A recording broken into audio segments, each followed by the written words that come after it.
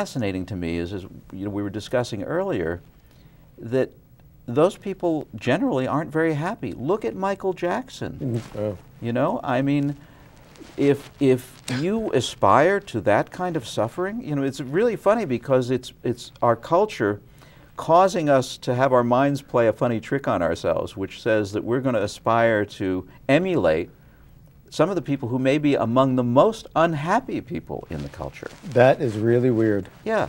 Really. So that is really looking at grief as, and how our culture teaches us to run away from it. We actually are running toward it by running away from it. And then I look at cultures like in India, where death is so much out in the open. It's not hidden behind closed doors.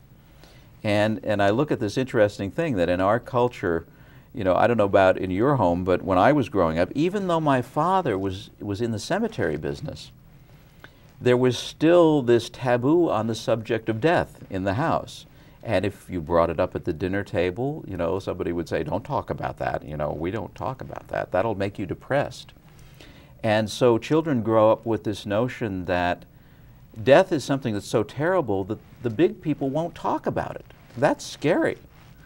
And so there's that, and then there's just I look at what happens in India and other cultures where death is out in the open, and I see people looking much happier than people in America look, you know, and then I started to realize that this idea that we don't deal openly with death because it will depress us, it isn't really true, because you look at the culture and you see the number one most prescribed drug in our culture is an antidepressant, you know, and if you add in all of the antidepressants, it's this enormous amount of people in our culture taking antidepressant medication. On top of that, there are plenty of people who are depressed who aren't taking medication. And you know, I have to feel that people who are addicted to alcohol and other drugs, heroin and so on, are taking them because they're depressed, you know, and they really don't know how to deal with that feeling. So Awakening from Grief, to come back to the book, is really about how to deal with it openly. Now, most people won't look at their mortality or our mortality openly until some great crisis happens, until there is a loss in their life. And then, you know, we're sort of playing catch-up. We're going back and saying, what can I read now that will help me with this unbelievable sadness and confusion? And that was really what the book was geared toward. And I'm happy to say I hear from a lot of people who say they find it really helpful. And we've actually changed the title to Awakening from Grief, Finding the Way Back to Joy. And for a time it was published here on Maui by Inner Ocean Publishing. Now it's published by New World Library in California. Great. Well, I think everybody should go out and get some of these books and go to John's website, which I'll give you later. But I want to talk a little about death, because we did another show and really got into the nitty-gritty of the funeral home industry, and John's parents were in the cemetery business, and I can't seem to get away from this. You know, like my sister and brother-in-law own a funeral home. You know, it's like I'm like been in that field almost. Right. You know, going up in the Christmases and the visiting the home, and that's his business. Right. Okay, so like, you know, and then all of a sudden now, you know, got over 60. And if you lived like my friends did in the 60s, you'd be lucky to be alive like I think I am. And I don't know how I'm sitting here talking with you today. But I don't know how I'm here either. So do you think that this over 60, this feeling you get about death and thing, you know, I mean, besides the number, do you think it's something biological happens? You know, I go to the doctor and he says, welcome to the club. You know, I go in and complain about something new. He just keeps saying, welcome to the club. Right. And, you know, here, take this pill and that. I don't always take them, but, you know, it's this funny thing. I'm like constantly like, I'm planning, like with Bodhi, we had this show, I'm planning my funeral, I'm picking out the music, and everyone thinks I'm going to live forever. So what's going on there? What's the kind of correct approach? Am I like too overboard? Am I too worried? Because you remember, like, you know, my mother was the type, they go to parties, all they do is sit around and talk about every doctor that went to that week and who died and all that. Is is there anything more after 60 than, you know, what's all this stuff, you know, oh, get out and exercise? You know, what's going on? Well, first of all, every credible psychological study I've read says that although we as a culture think that we're happiest in our teens and 20s, in point of fact, that's usually the most difficult time of our lives, and we're happiest in our 60s. So get ready. So welcome to the happy club. But, you know, I think the question of whether it's biological, it's not biological, but it's the biology in which you start to see that there's a point, you know, I've experienced it in my 50s, where your body does start to, you know, break down a little bit. So that's got to bring, hopefully, to your attention the fact that you're not going to live forever. Now, I like to look at that as a gift that says, well, if I'm not going to live forever, how do I want to live? You know, I actually have learned from doing the work with people who are dying that for the last 15 years or so, now I've been doing the work for over 30 years, so, but it took me halfway through that to start to get it, so that every morning I wake up, and in my morning meditation, part of what I say to myself is, today may be my last day on earth, or the last for someone I love. How do I want to spend it? You know, a couple nights ago, Ram Dass and I went back to his house, and he was getting out of his van, and he looked up at me and he said, you or I could die in the next moment. Now that is something that in our culture would be considered so rude and bizarre to say to a dear beloved friend, and yet I went, right. And it focuses your awareness so that if you start to recognize that place of happiness inside and that it never goes away, when you focus on the inevitability and uncertainty of your own mortality, then you could say, well, you know, I don't have time to be depressed. I could die today. Do I want to die depressed or happy? You know, do I want to die in anger and feeling hatred, or do I want to die in love and feeling expansive and beautiful? So now, I had the blessing, actually, of almost dying when I was 3 years old, of polio. Oh. And so that got my attention as a child. And, you know, somewhere always in the back of my mind, even though I, you know, grew and healed and had a relatively normal childhood, whatever that means, but even with my crazy parents, but there was always in the back of my mind, hey, I almost died when I was 3. I guess I could die now when I'm 14 or when I was 18. And it always was something which, for me, gave me impetus to find something more meaningful in life than the world my parents were living in. You know, to find some deeper truth. I sort of sensed it was there, but I really wanted to find it. Yeah, I think I'm like you because I grew up in this environment. I don't think my father, he was a playboy, you know. He never even finished high school. I think my mother thinks she said she got a diploma, but they really had kind of, you know, ordinary jobs. And I don't know, somehow I ended up as a philosophy major. I mean, I was determined. Something, I don't know, something just got into me and I just said, I'm out of here. And I mean, it's funny.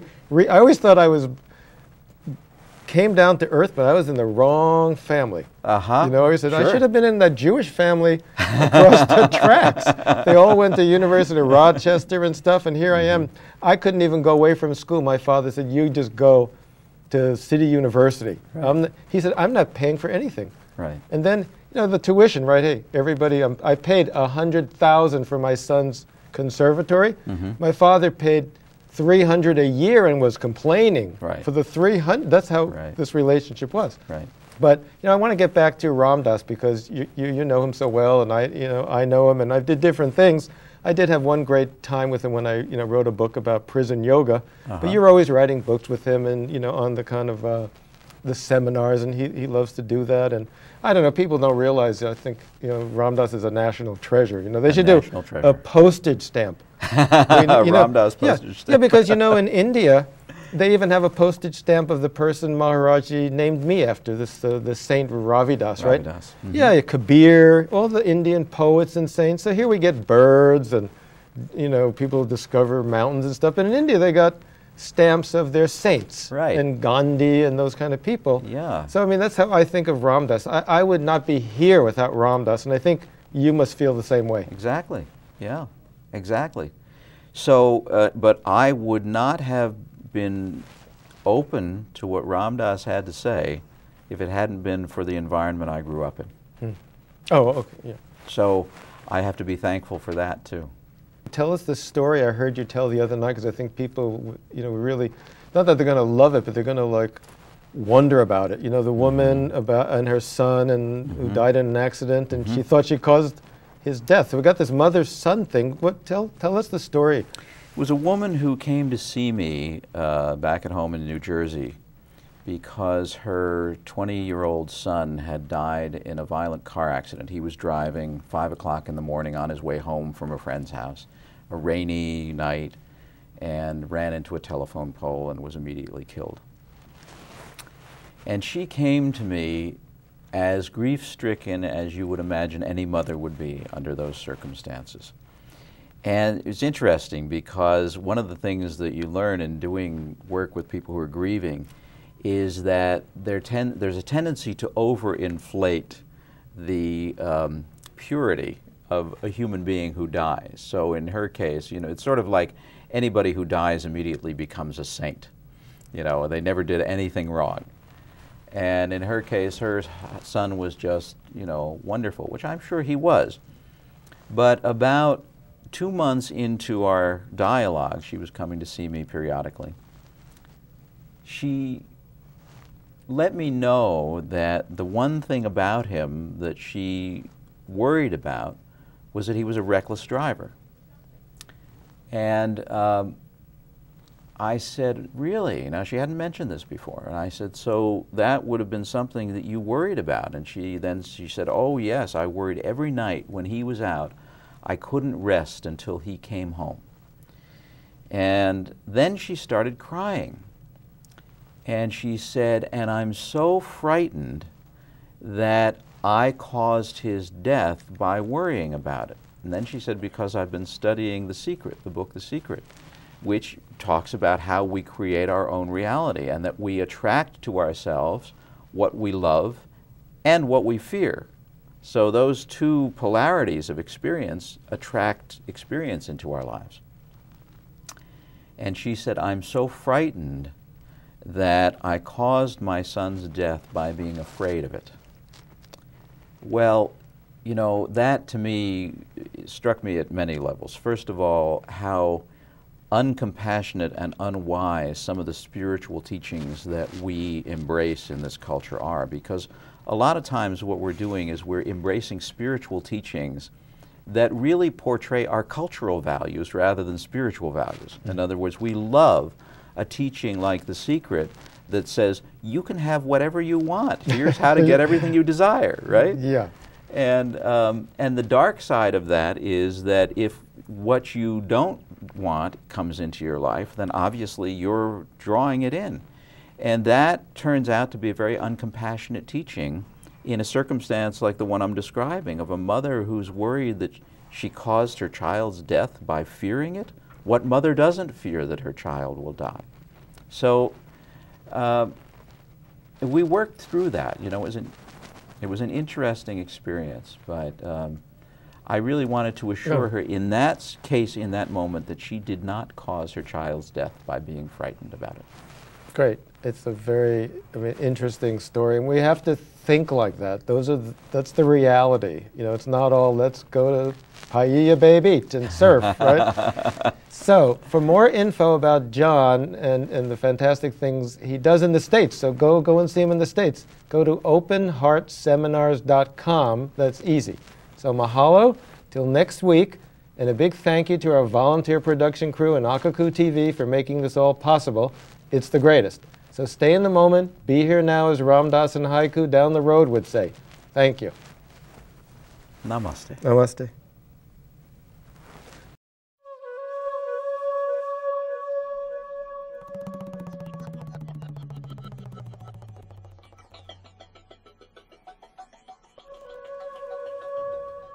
Aloha, this is Ravi Das Ranzamarty. I want to explain why I use the name Sacred Wanderer Productions.